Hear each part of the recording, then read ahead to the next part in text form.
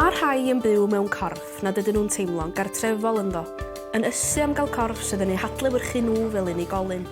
Ac un o'r unigolion hynny ydy Stacy, sydd bellach wedi trawsnewid i fod yn ddynas. Bod chdi wedi bod ar y daith hir yma i drawsnewid, wyt ti'r un person ag oeddech chdi ar y dechrau? Na. Dwi ddim yr un person, ond mewn ffordd dda. O'n i'n flin, o'n i'n depressed, o'n i'n horrible y person. Bys chdi ddim yn licio fi fel dyn, honestly. Hefyd teulu, oedd o'n anodd i ddechrau. Di peth gorau i dweud. Oedd dad fi gorau meddwl fel, oedd o wedi colli fab. I sort of deall, mae gen fo merchwan, os mae'n gwneud sens. Cofio gweld dad fi'n crio a bethau fel yna, dweud, oh, you don't know how hard it is for me. I've meddwl, you don't know how hard it is for me. Mae'n mor anodd iddo fi hefyd. Ond dyddiau yma, obviously, maen nhw'n ffantastig. Sa chdi ddim wedi gallu mynd drwy'r trawsnewid? Lle fysa chdi heddiw? 6 feet under. Fysa fi wedi lladd fy hyn, i fod yn onest. A sut ti'n teimlo yn eistedd yma'n gallu deud hynna wrtho fi heddiw? Mae'n amazing. Honestly, ti'n brilidio bethau, a then I'm living the dream. Mae'n icon straight, ac mae'n weird i fi, cos dwi'n meddwl am fy hyn o blaen. Mae'n gwybod bob dim amdano fi, obviously. Ac mae'n just gweld fi fel ferch, a mae'n treatio fi fel ferch, a mae'n just dwi'n wedi ymlacio rownd o. Mae'n just teimlo'n iawn. Mae'n lyflu. I Stacy, mae bywyd fel dynas yn fywyd cyflawn a hapus. Ond i'r rhai sydd ar ddechrau'r daith o drawsnewid, mae sialensa'n ei wynebu bob dydd, ac un o'r rheini ydy Franke Bryn. Oedd y proses o sylwi na hogyn o'n i yn araf iawn. Oedd y ddechrau pan o'n i'n blentyn yn teimlo'n rhyw fath a modur, yn teimlo'n wahanol i'r genod yn blwyddyn fi yr ysgol. Yn diwedd, nes i sylwi dwi'n trans. O'n i'n gwybod sef o'n anodd, o'n i'n gwybod swn i'n gorfod siarad efo pobl amdano fo. O'n i'n gwybod swn i'n gorfod mynd trwy proses o gael yr help meddygol dwi angen. A bod o'n mynd i fod yn anodd. A o'n i jyst dim isio bod yn trans. Sut nes ti benderfynu felly ar ôl gwybod na hogyn oddach chdi, bod chdi isio dechrau'r y broses o drawsnewid? O'n i'n eitha siŵr ers y dechrau bod fi eisiau fod ar hormones. Dwi'n meddwl dysphoria corff hefyd, pan dwi'n sbio yn y drych, dwi jyst yn...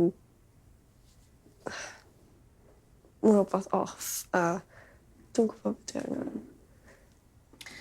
Ac o'n bod chdi'n gwybod beth ti angen, sut mae'n eich di deimlo i feddwl rhyw ddiwrnod fe di'n deffro a fyddi di'n nabod y person yn y mirror ac yn hapus efo pwy wyt ti? Dwi'n gallu convincio yn hyn bod o'n mynd i ddigwydd, i fod yn onest. Mae'n gymaint o setbacks di bod, a dwi wedi bod reit o flaen y finish line am flynyddoedd, a mae pobl wedi gwneud i fi gredu bod fi bron yna gymaint o weithiau a di gadael fi lawr. Dwi'n mynd i gredu fod tam o'n digwydd.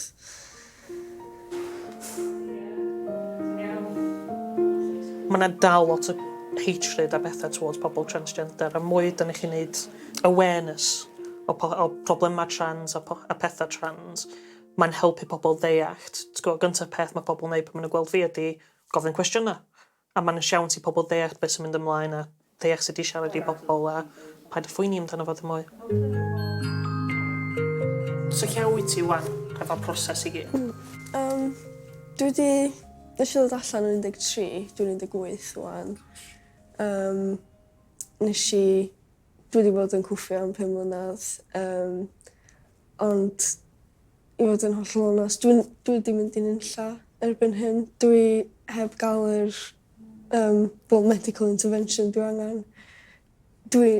Ers o'n i'n 13, o'n i'n gwybod bod fi angen testosteron a top surgery. O'n i'n gwybod na hyn oedd y dau beth o'n i rili angen. A di hynna heb newid ers o'n 13. A dwi dal ddim.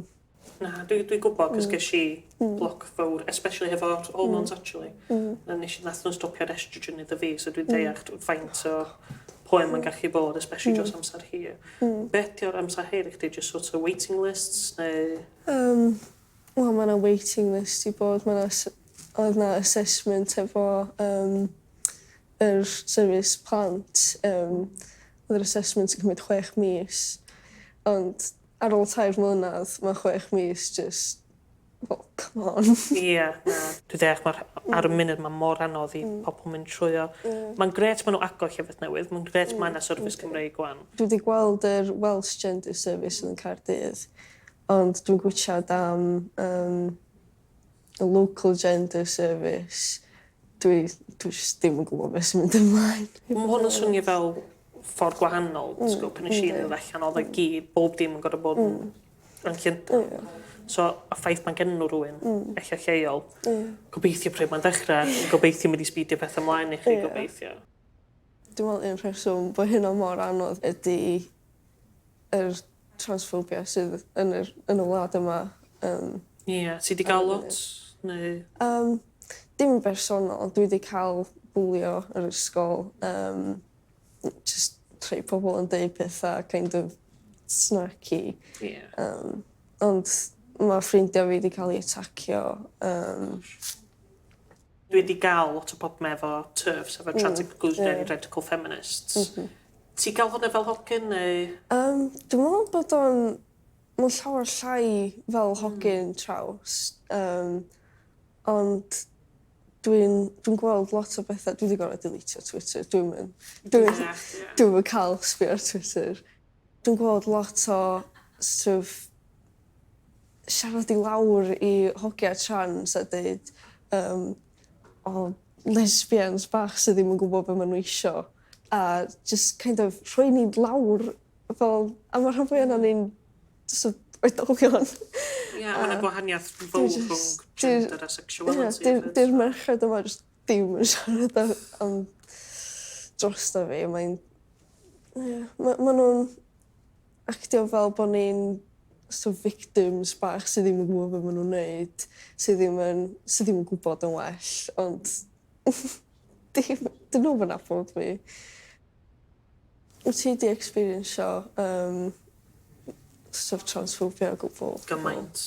Nes i ddod allan hir yn ôl 8 mlynedd yn ôl, ac ar amser o'n i'n brifysgol, os oedd fi gadael fflat fi, bob dydd fysa rhywun dweud rhywbeth ato fi. Oedd hwnna'n normal. Gwybod, ddim yn swnio normal, ond oedd yn normal ar amser. Dwi wedi cael rhywun dod i mewn llawn i gweithio blaen, a gael fi'n rhannu, sefyll allan ar strop, gweiddi fo. Unfortunately, dwi wedi clywed rhai pethau, mae pobl wedi bod yn clir be nhw eisiau wneud iddo fi. So mae ddim yn helpu. Ie. Mae wedi bod yn lyflu gweld chdi, honestly. A dwi'n gwybod gen ti gymaint o herau yn mynd trwy. Ond trustio fi, wneud i ddawr ochr arall. Ac y dydd ti yn, just i ti'n crio majors. Mae'n mor amazing a fi chdi yna, promisio chdi. Mae'n rili neis siarad fo rhywun sydd di bod trwyddo fo.